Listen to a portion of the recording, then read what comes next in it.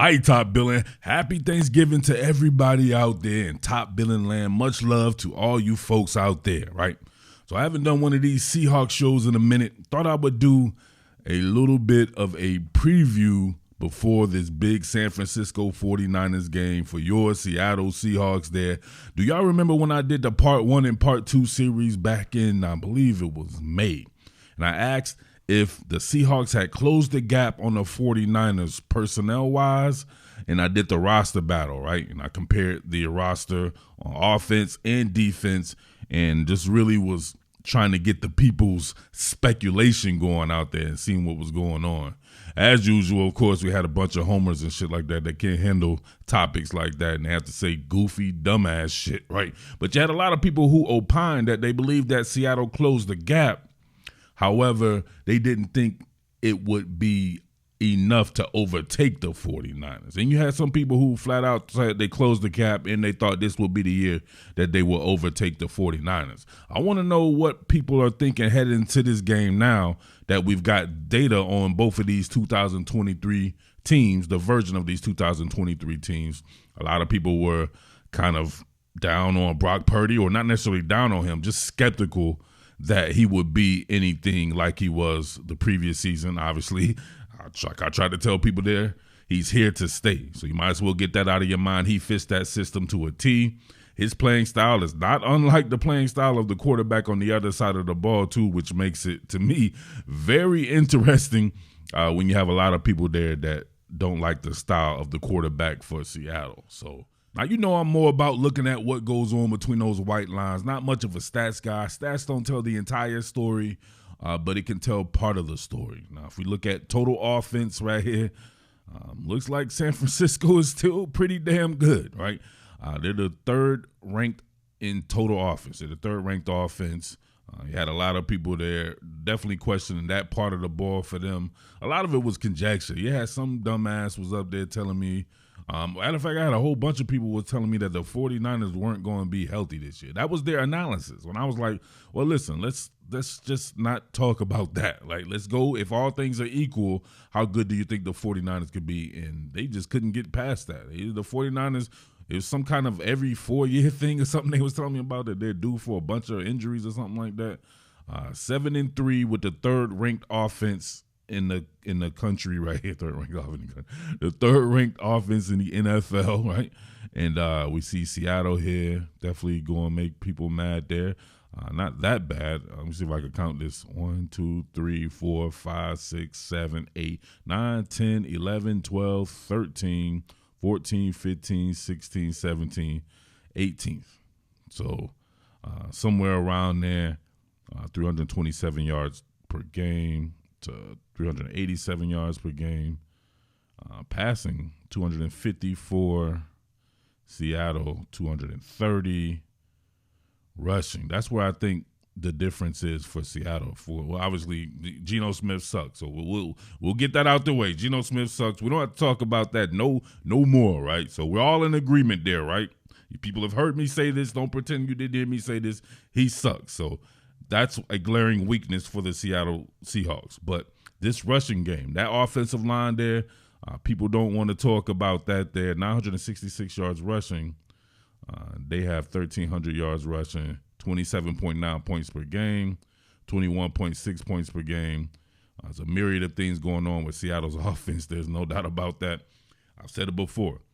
I was going to do something on your man Shane Waldron, and I think he's a good coordinator. I like his style of offense, some of the motion stuff. I think it's very unique. Like this joint right here. Looks like it's 11 personnel. You have Jake Bobo stacked back off here. With your running back, Kenneth Walker, and then you have, whoa, trippy, Kobe Parkinson himself there, but you get that orbit motion, and then my man, it's flexed off for a screen.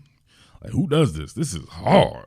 This is one of them ones right there. I was like, man, I wouldn't mind that coming around here somewhere, but look at that right there. You get the ID from the defense. You got this guy all out of sorts, Quentin Lake here, and then you get that screen. Nice use of Jake Bobo as well. Definitely a guy who should be running the screen along with your guy Jackson Smith and Jigba. Tyler Lockett, not so much. We'll give those screens to one of those guys, and I think you get even better results. or maybe even try a little something with DK Metcalf. Definitely love these alignments here. You get those offset shotgun stacks. Absolutely dope right here, running that out of zone action. You get that zone flow across the board. You can see Charbonnet right here sealing off backside. You get that zone flow stretching to the left there. Everybody doing the damn thing there. It's pretty much up for Kenneth Walker, who won't be playing, to be able to find his way there and navigate that, man. Nice eye candy. Definitely stuff where you have to read your keys differently. You got two backs on one side of the quarterback out of shotgun. He does a lot of different things. There's no doubt about that. All right, same deal right here. You get Charbonnet in a short motion. You get that split flow action, right? Sends in motion, comes right back. Looks like it's going to be some type of zone play just for Geno to sprint and hit Tyler Lockett right here on this out route. Very creative play right there to get that short motion going. See right there? Just enough, and it looks like he gets one of those kinetic motions. Nope, hit it to the perimeter. Love that play. Look at this. Hard zone flow just to get and bend it back to the perimeter. That split flow action. And you get Tyler Lockett right there. Your boy Courage still getting launched out there. Come on, man. What are we doing here? But here's my beef with Waldron. Let's look at this sequencing here. All right, you get that offset here. Geno Smith does a good job manipulating the safety. Bang, you eating that Geno's rare. Get yourself a long gainer inside the 10. All right, your first play here out of, what is this? Out of 13 personnel is a a dive play, like always? No, some type of gap scheme meant to go between the pipes.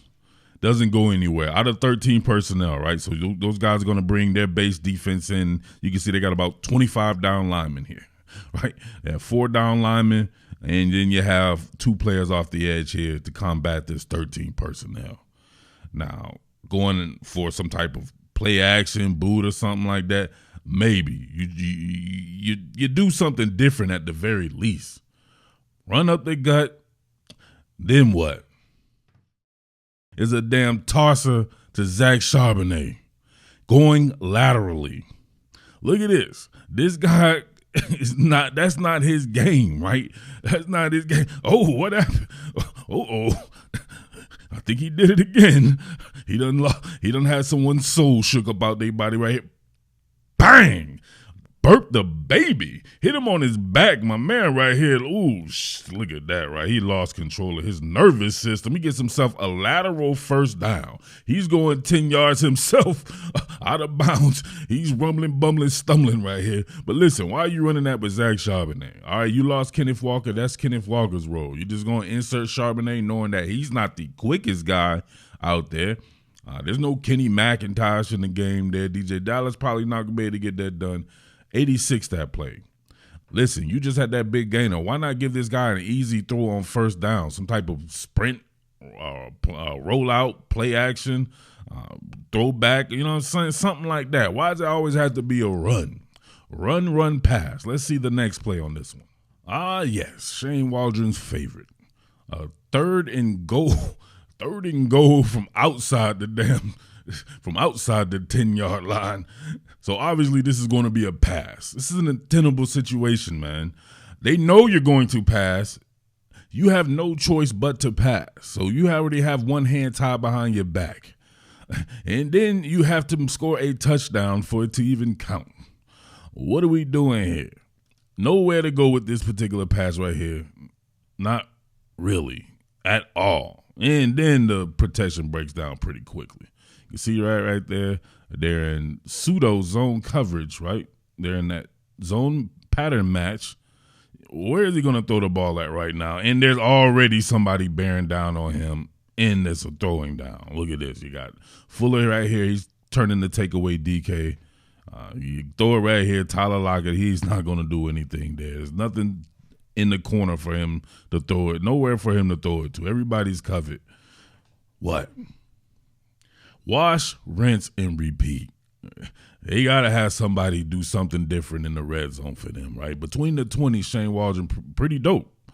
When that red zone hits, man, your man clams up, straight up. Turtle in a half shell. But as we see there, Seattle definitely not killing it on offense. And the further ascent thing that I said, undoubtedly wrong. All right. Now, you can see how good San Francisco is. They still have a top 5 defense as well, which to me is like saying water is wet. Like, you don't have that amount of talent, that type of talent they got, that style of football, that brand of football that they played there, and you won't have a great defense. Now, here's where the Seahawks fans kill me. I think they overrate their defense a little bit. Right? We watch the same games, right? I cover them, and I'm like, yeah, the offense struggles, but sometimes I'm like, hey, man, why aren't they really saying anything about this defense? It could definitely be better in certain aspects as well. San Francisco, 1, 2, 3, 4, so top 5 there. Let's see how far we go to get to Seattle here. Yeah, looks pretty much like the offense, right? It's looking like it might be exactly like the offense. 1, 2, 3, 4, 5, 6, 7, 8, 9, 10, 11, 12, 13, 14, 15, 16, 17, 18, 19, 20, 21, 22, 23. So even a little worse than the offense. Yeah. That's not good. But you know what is good? They're 6-4 still. Still 6-4 with a chance to be, I would be thinking, first place, right? If they can beat the San Francisco 49ers tonight, both teams will be 7-4. That's crazy to think about. Absolutely crazy to think about. And they have a win over the Detroit Lions, which looks like 1B, 1C with the Philadelphia Eagles and the San Francisco 49ers, in my opinion. So they have that win, beat the Cleveland Browns, who beat the Baltimore Ravens, who has a top 5 defense of its own or close to it. Actually, look, the number 1 defense, actually. So they had some really good wins. They had some losses there that you're just like, definitely should have won that game last year. They were in position last week. We were in position to win that particular game, and I didn't come away with it there. But so I want to know what you guys think about the San Francisco 49ers game prior to this. Before I get up out of here, man, I have to mention this. All signs point to your boy Kenny McIntosh making his debut on Thursday. Y'all know I was super high on Kenny McIntosh, covering his entire career at the University of Georgia. I think he has a special package, right? Pause.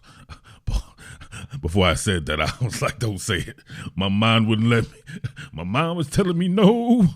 Listen, pause. I think he has a special skill set to be able to mix, I would say, the style of both Zach Charbonnet and Kenneth Walker. He can make you miss like Kenneth Walker, and he can run your ass over just like Zach Charbonnet. Great skill set to have. He can catch out of the backfield, very similar to both of those guys, as well as DJ Dallas there.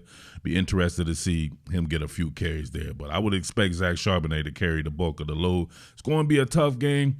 I will reattach that film study that I did on him last, just to wake everybody back up and remember how special of a talent Kenny McIntosh is to be found in the 7th round. Crazy, right? But, man, I don't know who's going to win the game, no doubt about that. I expected both teams to win a game this season. I thought it would be a split. So, I don't know. You guys have to let me know. I'm being honest about the situation. I still think the San Francisco 49ers are just a better team than the Seattle Seahawks right now. And they just have a lot less questions to be answered. Now, they've played some pretty poor ball a couple of games as well there. So you never know. You catch them on the right day there. It's not like Seattle hasn't closed the gap. I still maintain that they closed that gap, but it still has not surpassed the talent level and, of course, the on-field execution. That's what San Francisco is really good at, in my opinion. On-field execution, Seattle needs to do that, and they could very well do that and then go ahead and beat the San Francisco 49ers and still be in first place in the NFC West. Imagine that, all right? But let me know how you think it goes, and let me know what you think about all that stuff that we discussed in the preseason, if a lot of the stuff that you guys said came to fruition, if you did say it, all right? With that being said, once again, happy Thanksgiving to everybody from your boy Jersey Murph. Much love to everybody out there, all right? Salute.